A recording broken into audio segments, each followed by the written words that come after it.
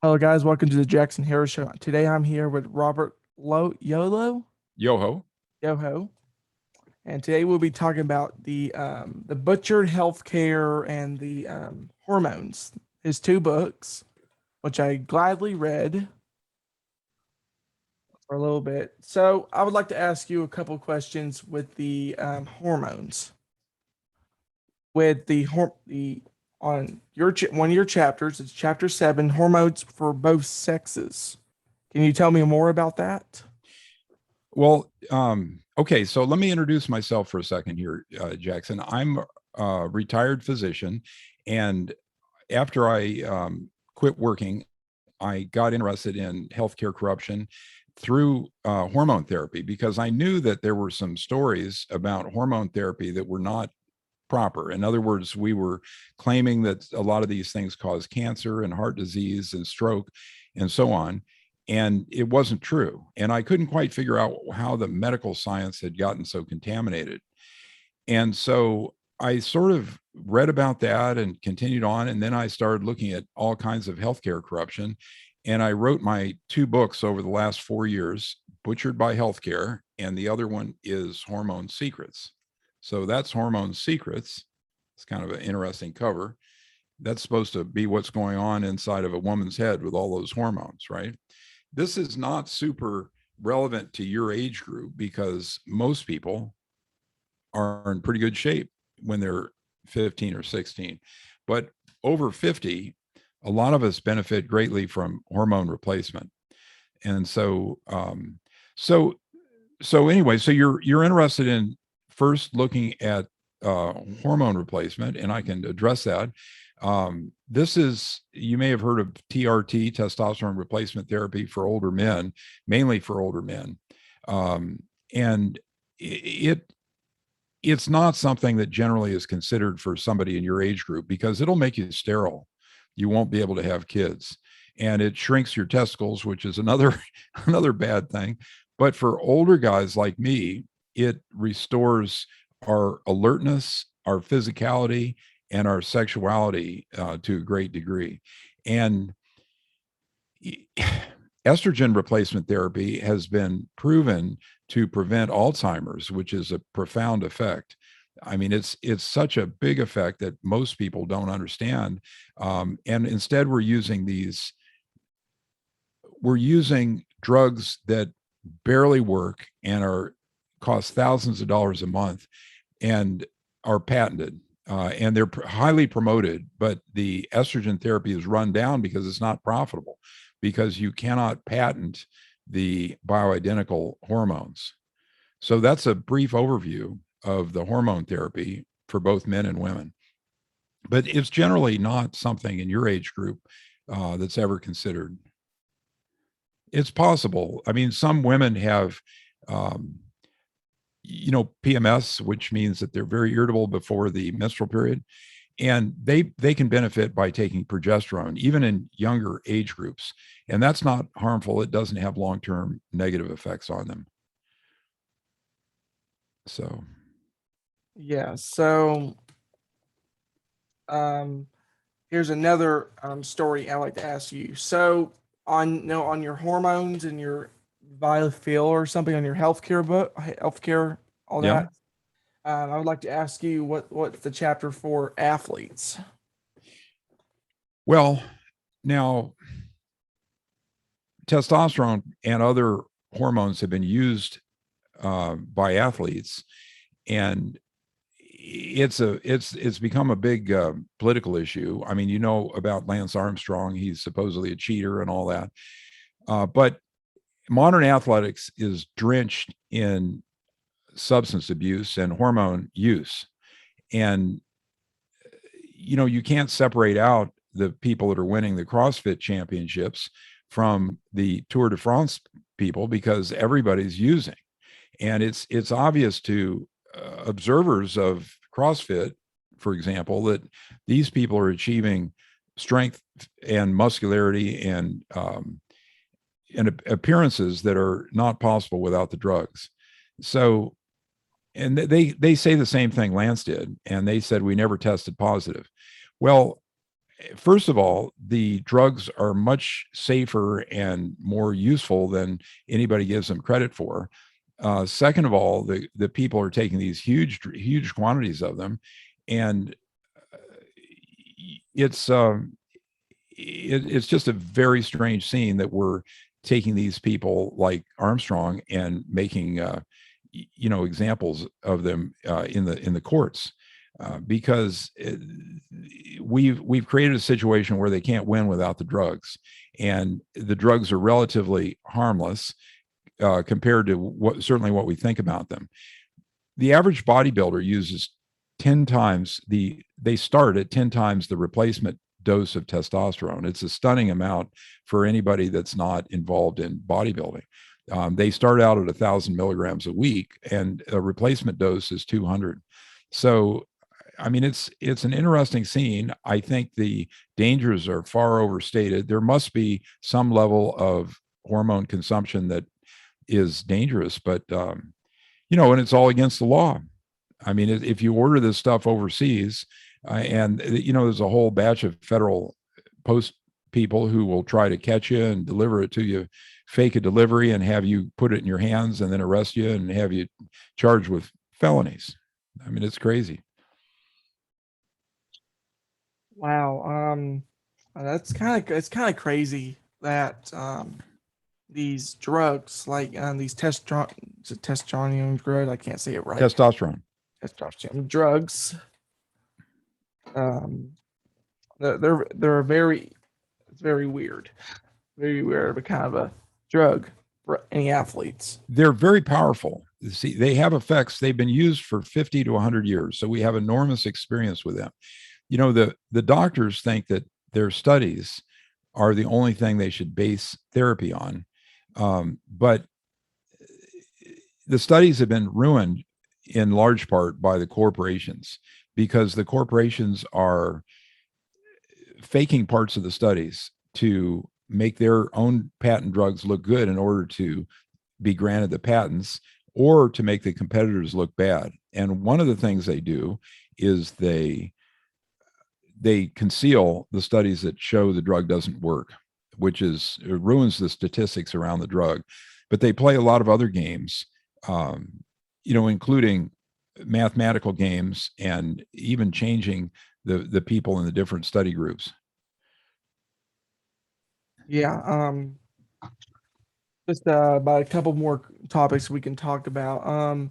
What is the secrets of a weight clinic? Okay. Well, the secret of the weight clinic is testosterone is the best weight loss drug we've ever found. It's not appropriate in your age group, right? But for mature adults who take testosterone, the studies show weight loss over a decade. So it's a remarkable drug. It's not going to suppress your appetite immediately, but it has very, very important health benefits. Now, one of the things that is important for you is to understand that testosterone is decreasing in the whole population for the last 30 years, and the sperm counts are decreasing too. So it's a stunning thing, and there are ways to stimulate testosterone improvement for younger people. There are drugs that we use that don't cause sterility, that are reasonable things to try to increase testosterone, make them lose weight, and so on and so forth. The other secret is phentermine, which is a weight loss drug, is actually very safe and can be used relatively chronically, although its FDA approval is only for short-term use, and that's been generally interpreted as 3 months. So those are essentially the two big secrets: is that hormone therapy for mature people aids weight loss, and the other hormones, including growth hormone and thyroid, also help weight loss. Thyroid's been used, but isn't very well accepted. But that's also very safe compared to compared to other alternatives. I mean, thyroid is very predictable and safe. So those are the secrets of the weight clinic in a nutshell. Yeah. Just gonna ask you about one more story because we're gonna have a now we're having a half an hour broadcast here, Okay. and would you tell me anything like about the hormone therapy for women? Like, Well, it was the same as men? hormone therapy for women it's usually estrogen, progesterone, and testosterone. Those are the three.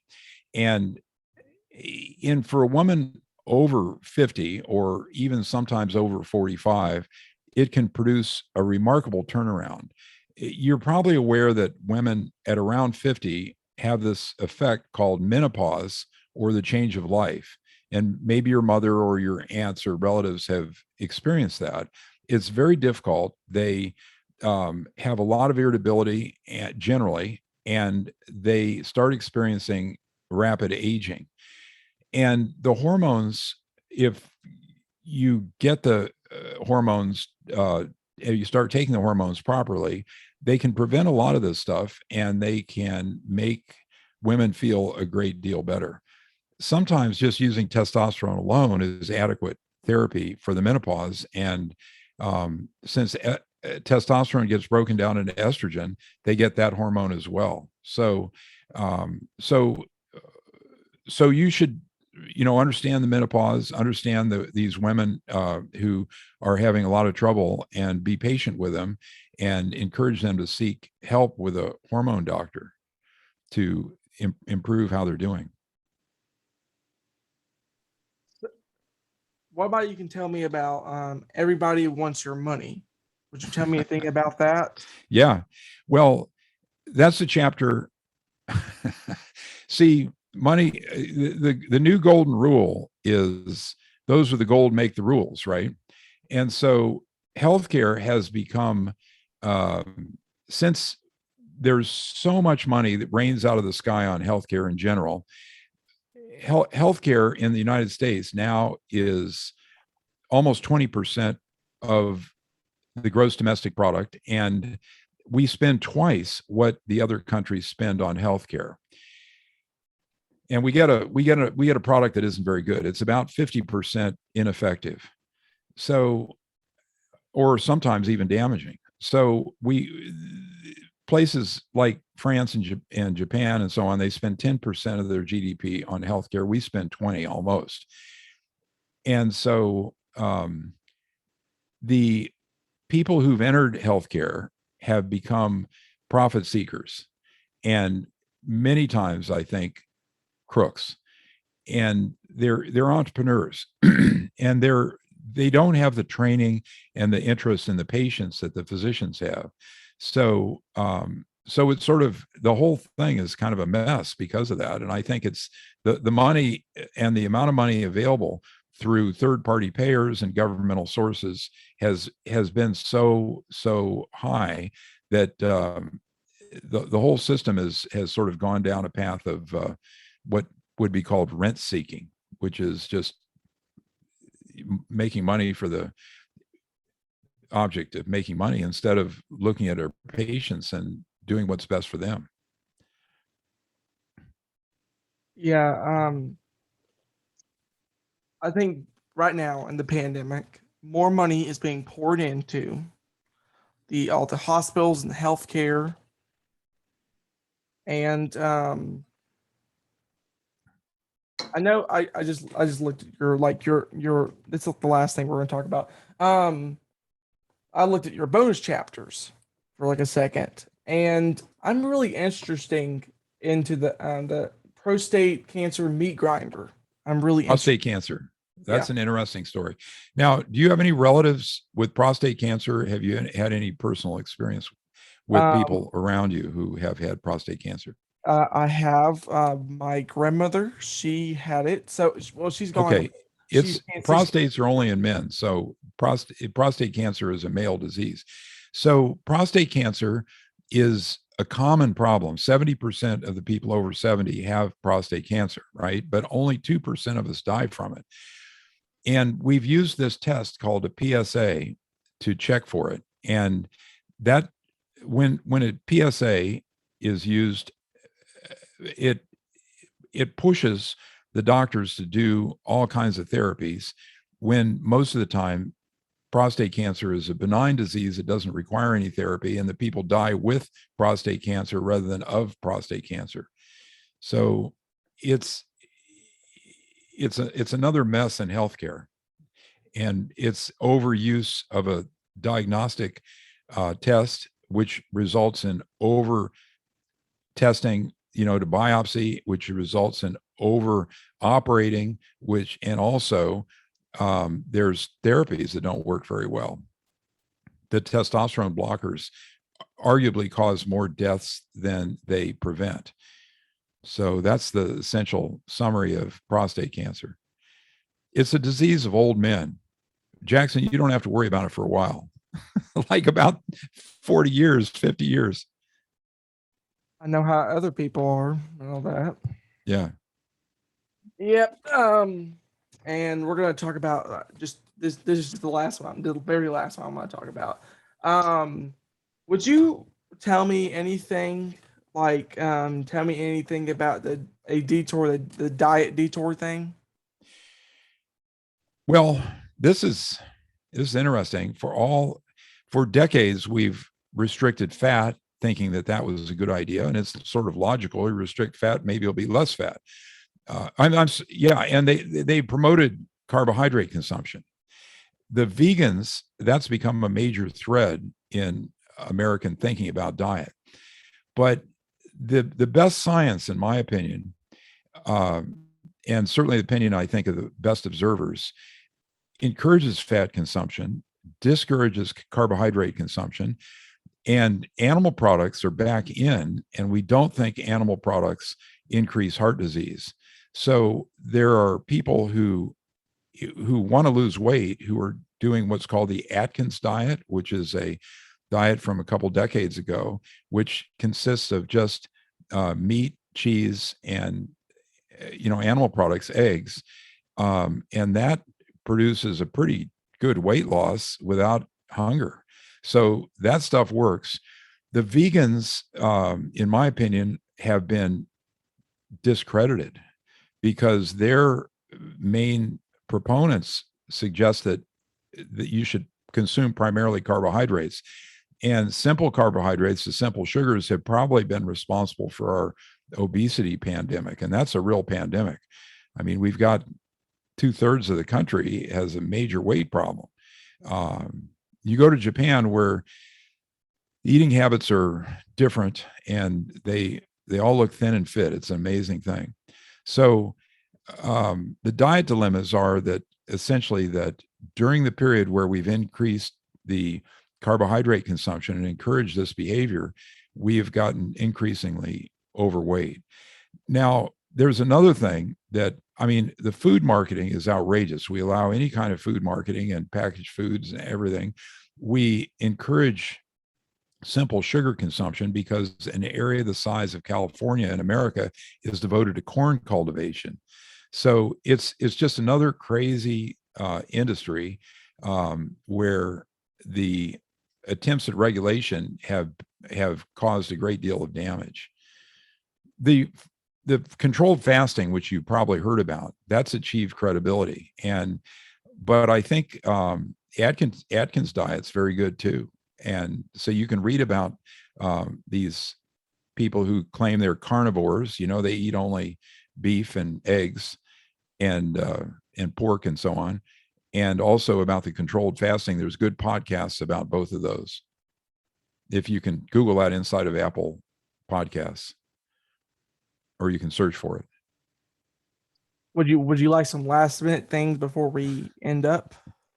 Well, yeah, let me just show my books. This is Butchered by Healthcare, which is about healthcare corruption. It's got 68 5-star reviews on Amazon.